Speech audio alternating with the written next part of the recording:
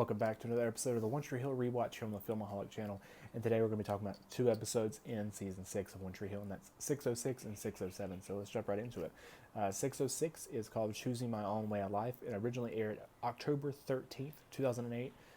So they did do it, go 2 weeks without an episode, which is usually what happens after the fifth episode of the season. Usually the fifth episode has something big in it.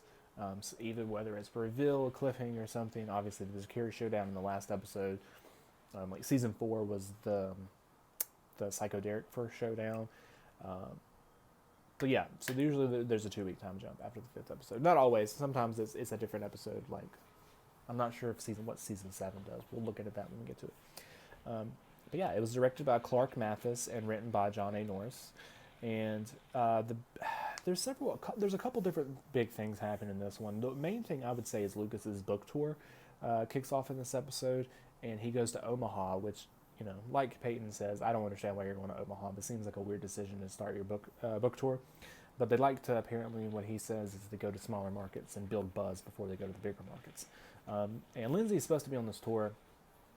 Doesn't actually go, obviously, because of what happened last episode. She's decided not to go on this book tour, and they send this other guy who ends up turning out to be like the Grim Reaper of this book tour, because he hasn't read the book, doesn't care to read the book, doesn't even know what genre it is, puts Lucas in the science fiction section in Books a Million, and no one shows up to the signing except, well, and I don't know, I think that's a little bit weird that no one showed up. At least they could have had a couple people, but no one shows up to the signing except Mouth, who really is just there to see Lucas, because obviously he's working in Omaha, and then also some little girl who wants Lucas to sign a book of Gossip Girl. Sorry, was not a fan of Gossip Girl. Sorry if you were. But anyways, so that happens, and this Grim Reaper guy pretty much tells them the book tour is over. If they're not going to come out and see you in the smaller markets, they're not going to come see you in the larger markets, which I know there's more competition in the larger markets, so maybe that makes sense. I don't know how a book tour actually works, but also there's more people in larger markets. I don't know. I feel like if you had opened the book tour in, say, LA, I don't know. I feel like that would have been better than opening it in Omaha. Like I don't know who, I don't know. But like I said, I'm not running a book tour, so I don't know. So that's Lucas's stuff in the episode, and Mouth's, you know, getting reacquainted with Lucas, and they're hanging out. And they end up making the decision, Lucas and Mouth, instead of Lucas is flying home, Mouth comes to him and says, I'm quitting the job in Omaha. I want to go back to Millie. That's what's most important. I miss my friends. I miss home. Let's go. So they end up leaving at the end of the episode, drive home from Omaha to Tree Hill. And that's their part of the episode. Peyton is dealing with Mick in this episode. This is his final episode in the series, and, you know, the conclusion of his arc. She finds him passed out drunk in Red Bedroom Records. Not even sure how he got in, but apparently somehow he did. And he just reveals, like, off the bat, that he is her father, and that he would have been a terrible father. You know, it just really shows how shitty a character he is. How, not written wise, but just a person, that he would just say that and not really have much care. And even when he's telling the story about Ellie, which that pulls your heartstrings, like that brings almost tears to your eyes. Like, I love that piece that he was carrying wasn't actually his, that he'd never been sober for a year, but that in fact that it was Ellie's, and it was from when Peyton was born, the year that Ellie was pregnant with Peyton, and it pretty much saved Ellie's life as well. And Ellie never got over giving Peyton up. And we've seen Ellie, we've seen stuff with her, and then just hearing about her in this episode just really pulls at the heartstrings. But it also shows that Mick was a terrible person from the beginning, and I don't want to say a terrible person. That might be too strong, but he did the right decision of not being a part of Peyton's life. And she's happy about it by the end of the episode. I don't want to say happy, but she tells him thank you for giving me up, which makes sense. And then she calls Larry to talk to him, which we also never see again. But yeah, Mick's last episode. Got stuff with Lucas. Brooke in this episode, she has a lot of scenes with Millie, who had been writing down in the past everything that Brooke wanted to do and hasn't had a chance to do, which that comes back in season 8 when we get to it. One of my favorite episodes in season 8. And then also Haley in this episode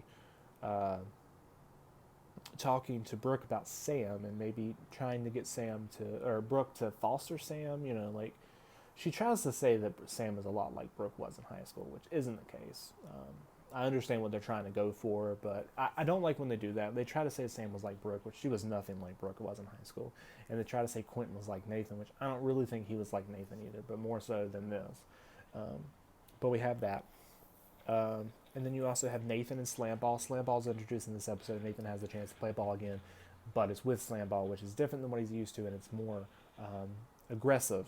And Haley's worried about that. But Nathan's like, I need to show them that I'm not injured anymore, and this is the way to do it. And this is my only chance because no one else is giving me a tryout. Which, by the way, Slamball looks fucking amazing. Like, I would love to play that. That looks so fun. Yeah, so definitely I would jump on that chance if I was Nathan, which he does. He ends up playing for them, and he makes that decision in this episode with Haley. And then you also have the Dan and Jamie stuff. So this episode forward is when they start letting Dan babysit Jamie and them to actually have a relationship, because not only has Jamie wanted that and Dan wanted that, but now Dan has saved Jamie's life twice as well as Haley's life. So, and Deb's. And there's that scene in the hallway with Dan and Nathan after Dan has dropped Jamie off with Haley. And Dan walks in the hallway and thinks back and has the flashback of killing Keith, and Nathan walks around the corner and they have a little conversation, and he's like, you saved my son and my wife's life, but you killed my uncle right here where we're standing. I don't know where that leaves us. And Dan's like, Nathan says, at least my son loves you. And Dan goes, well, my son hates me. And Nathan says, both of them. I don't know. There's a lot to think about there, because obviously Nathan would be upset about the Keith. I mean, Dan killing anyone, especially Keith. But I always hate when when they have Nathan say something like that, where it's like, my uncle. Like, you had some sort of relationship with Keith when you really didn't. You had, like, the only moment you really had with Keith that we ever saw was when he helped you fix up the car, which is a nice moment. I'm sure one that you think about when you think about Keith. But you really didn't have any kind of, like, close relationship to him. So the fact, like, you would bring it up in that sort of way kind of bugs me. But you have that there. And I really like the stuff with Dan and Jamie in this episode, and seeing him pick up Jamie from school for the first time and take him to get ice cream. And they also run into Deb and Skills, and you have, like, a little thing there and kind of tease it maybe, well, Dan trying to get Deb back, but you don't really follow through with that. It's just him taking a trip down memory lane, and then Deb throws the flowers in the garbage because, no, she doesn't have anything to do with that. Like, they were miserable together, and it makes sense.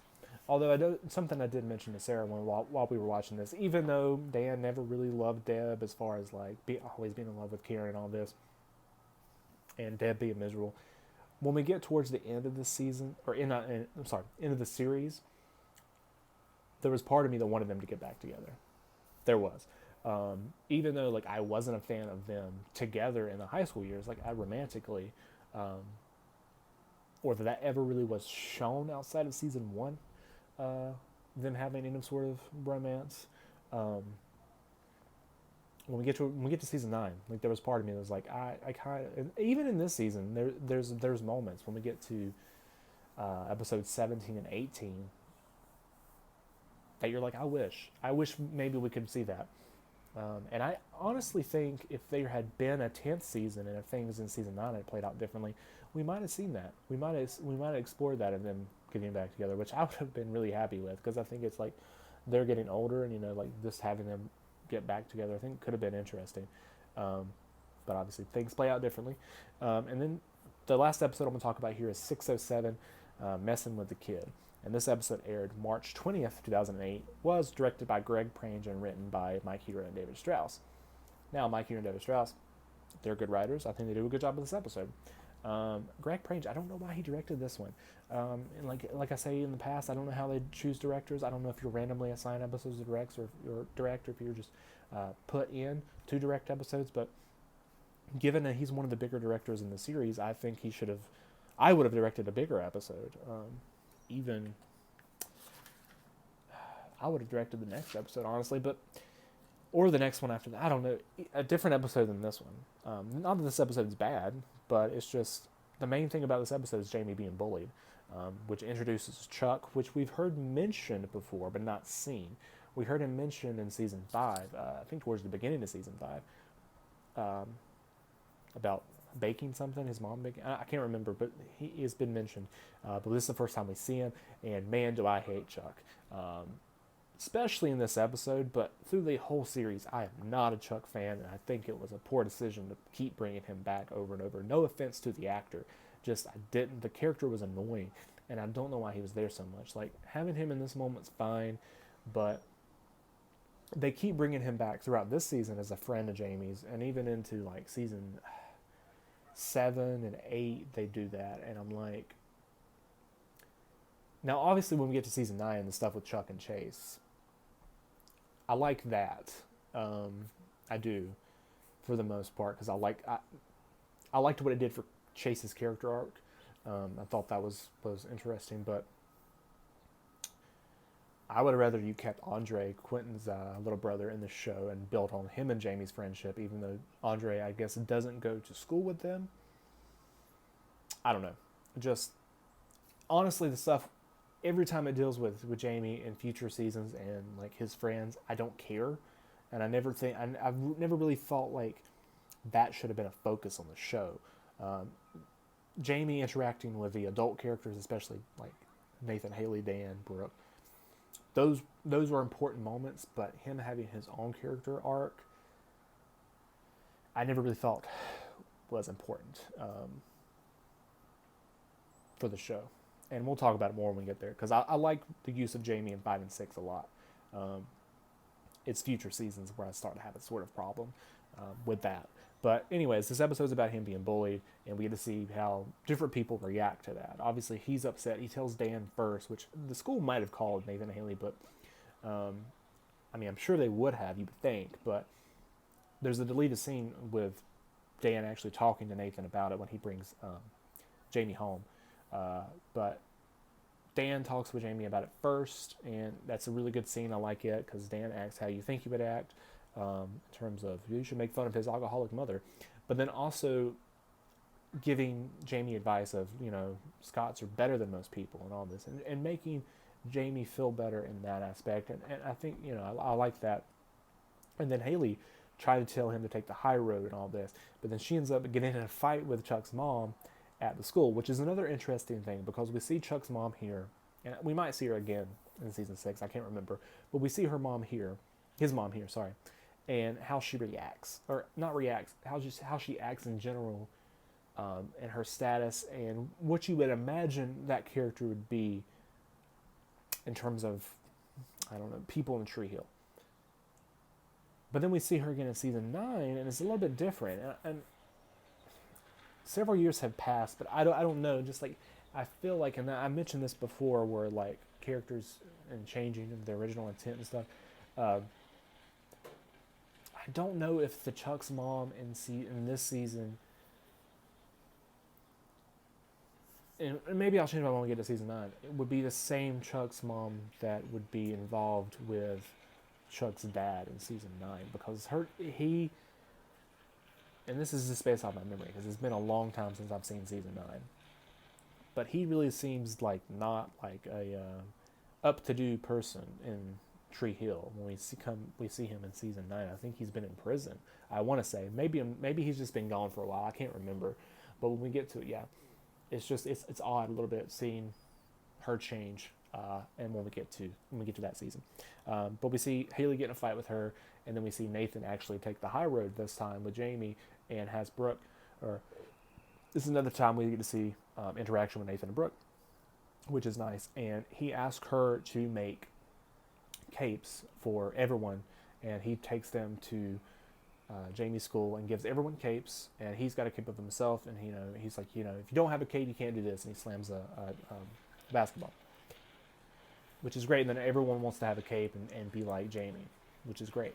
And then at the end of the episode, you see Chuck being annoying as always and wanting to play with Jamie. And Jamie's like, slow your roll, Chuck. And he doesn't have the cape anymore because he talked to Haley about the poncho thing that's always brought up, and how you outgrow something. And Jamie's like, I've outgrown it.